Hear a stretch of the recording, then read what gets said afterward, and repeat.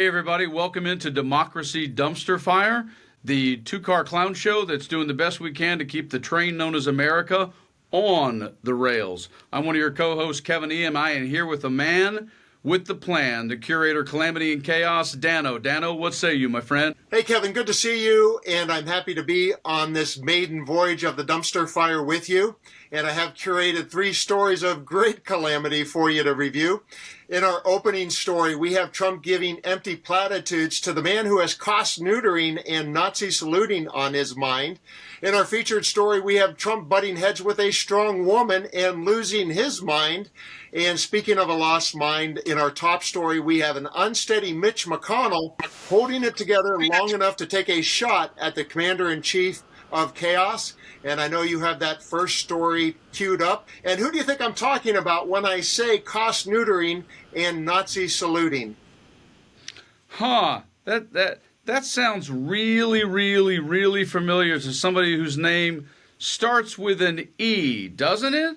I think that might be the one and only, here we go, Elon. President, do you feel that Elon Musk is delivering on his promises to you? Do you feel he's doing a good job right now? I do. I think Elon's doing a good job. He's a big cost cutter. Sometimes we won't agree with it and we'll not go where he wants to go, but I think he's doing a great job. He's a smart guy, very smart, and he's very much into cutting the budget of our federal government. Mr. President. Yeah, Dano, Elon, the cost cutter. Let's see. Trump just said he's doing a very good job, Dano. I'm just curious, what exactly is the job that Elon has done thus far, except for, I don't know, give Trump $200 million, says he wants to go to Mars, that, kind of taking off of Dogecoin to bilk more people out of more money, which is, by the way, only at 26 cents. And then, there's that whole Department of Government Efficiency, not agency, entity, not even an official agency. So I have no idea what the hell Donald's talking about, but I do know this. If I had a parlay in Vegas, Dano, I'd make a bet right now, because you know I'm a gambling man, that those two clowns, speaking of a two-car clown show, I don't think they make it 4 years, and I think I can probably get about 8-5 odds on the fact they aren't going to, because they're two guys who think they're living in the 80s singing the song Everybody Wants to Rule the World. Elon may be the richest man in the world, and he may be very smart in many ways. But let's be honest, if he really wanted to do something good for the world, I tell you what he'd do. He'd actually spend some of his money cleaning up the ocean. What he is he is tied into China. He's tied into Starlink, the Ukraine and Russian war with Putin, and he's tied in with Trump. I personally would like to call that the axis of evil, as opposed to what W used to call it back in the day.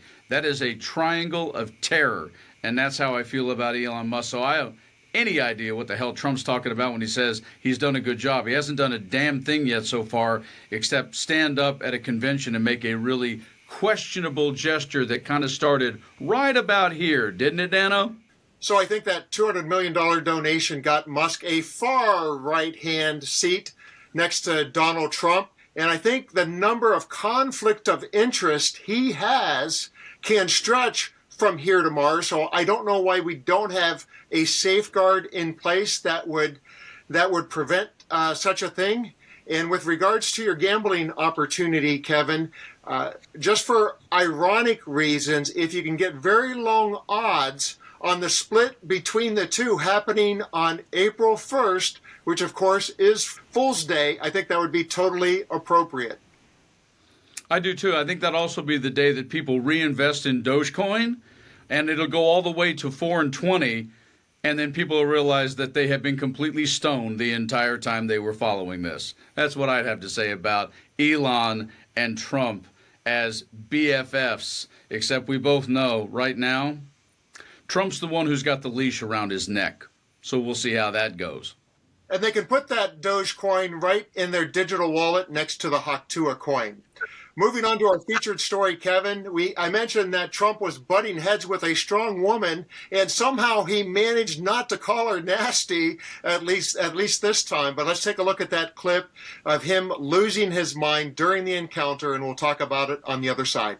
So can I ask you a question? What do you have? Go ahead. No, that's enough. Go ahead. Can I ask? But that wasn't my question. The problem is you don't write the truth. So, as far as I'm concerned, I want to go to the next Can I ask you a question about? No, not CNN, please. Go ahead. The White House has not You don't- responded to these I told you. allegations from this Friday. CNN is fake news. Don't talk to me. Go ahead, please. But he says he was retaliated against, and that's why he was removed from his job. Do you have a response to that? Okay, next question. Mr. President, I have. Oh, my goodness, Dano. There's Donald Trump going head-to-head with his worst fear. Now, normally you might think that DJT's worst fear is walking up Air Force One with toilet paper stuck to his shoe. But in this particular occasion, that is Kaitlan Collins from CNN, and she is not letting up. And what I don't get about this, Dano, is I don't get why Trump, first and foremost, calls CNN fake news. I mean, clearly the man has to know at this point that CNN is owned by John Malone, and John Malone is a self-expressed Republican. So, number one, that's what's funny about that. But number two, Kaitlan Collins is one of those who suffers from anchor HPV. Hear me out, Dano. That's hot pundit visuals. That's what that is. And so she's not only smart and educated, Kaitlan Collins is no Sarah Palin or Marjorie Taylor Greene. And there are lots of Barron Trump friends who like the looks of Kaitlan Collins. Donald Trump is going to lose that battle every single time. And what I find odd about it is, Jim Acosta just stepped down at CNN. And the irony in that is he stepped down because he had worked all these years as a Cuban American to get a promotion. And yet again, CNN's owned by the GOP, and they kind of demoted Jim. So Jim just said, shove it up your booty, and he walked. Kaitlan Collins is becoming the new Anderson Cooper by the day. And if Donald Trump is going to point at her and call that woman fake news to her face, I got bad news for Donnie. He's probably going to lose that fight every time and twice on Sundays. What say you? Well, I think Donald Trump should consider sending a Pepperidge Farm gift box or maybe an edible arrangement to CNN, because during his first run, during that primary, him against, I think, 17 others, I watched CNN all day, every day. It was my favorite channel. I think they were a lot closer to number one than they are now. Now they're a bit of a dumpster fire themselves. But CNN did a tremendous job in legitimizing him because they gave him more screen time than the other 17 candidates put together. And I watched this unfold before my eyes, and I'm like, oh, what's going on here? The deck is somehow stacking only because CNN wants the ratings like everyone else, and Donald Trump delivers the ratings. So at that moment in time, cable news became illegitimate to me. So I think Donald Trump owns his entire presidency to channels like CNN. But it's going to be really interesting to see how this unfolds, because right out of Hitler's playbook, the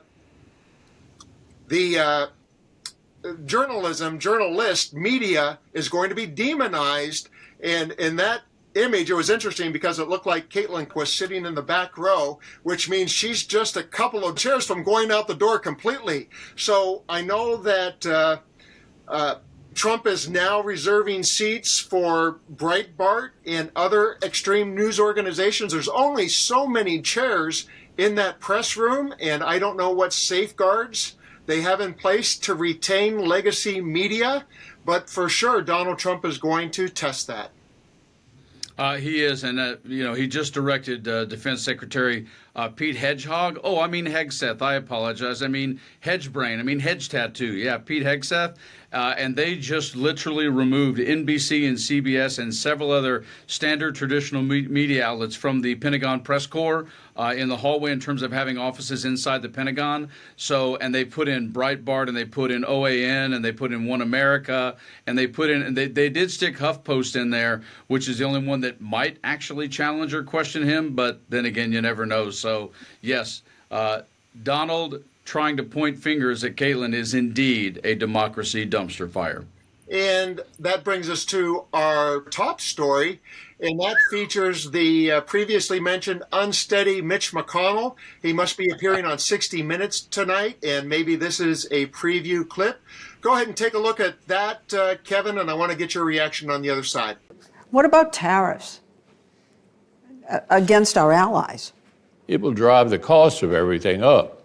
In other words, it'll be paid for by American consumers. I mean, why would you want to get in a fight with your allies over this? Holy smokes, Dano. I don't know if Mitch McConnell actually had a popsicle stick in his back holding him up. I mean, I realized there was some commentary about Joe Biden's acuity, but not more than 3 or 4 days ago, Mitch McConnell had another frozen moment at a microphone. And I'm just telling you, I look at that clip and I think to myself, son, it is time to get on your horse and go back to that home state of Kentucky. That is frightening that they have him. And, you know, my thing with Mitch McConnell is, aside from the triple chin and the fact that, I don't know, education in Kentucky is 34th and healthcare is 40th and financial stability, they're 47th. One of the red states to get some of that incredible federal subsidization that Trump wants to withhold from California. California and New York give to Kentucky.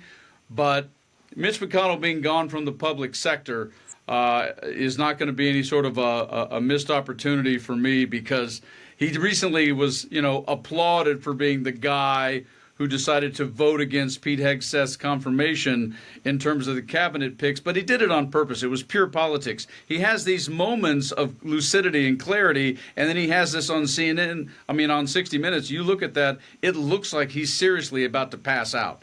And he just said no so he could be a champion when he knew damn well that the vote was going to be 50-50 and J.D. Vance would confirm Hegseth anyway. But he is an absolute mess. And I'm not a big guy on term limits, but holy smokes, he needs to step down. What say you, Dano? I am a big guy on ageism in politics. I don't want to see any more 80-year-olds leading our nation.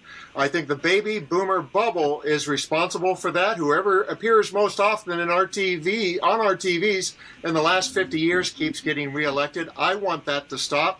Even though Mitch McConnell's voice is shaky, I appreciate that he found his voice against Trump on this day. But it is worth noting that since he's not running for re-election, suddenly he can be intellectually honest. There's not enough of that in our politics today, because during Trump's first term, he took a knee to almost every Trump demand, not only for himself, but he also lobbied for Trump quite often within the party. So, and that's an indictment on both of our parties. It happens on both sides, and intellectual honesty is gone from politics. I would like to see that return, and I'm anxious to see what else Mitch, with his newfound honest voice, has to say on 60 Minutes, because it'll just be another little dagger twisted in the madman from Mar-a-Lago.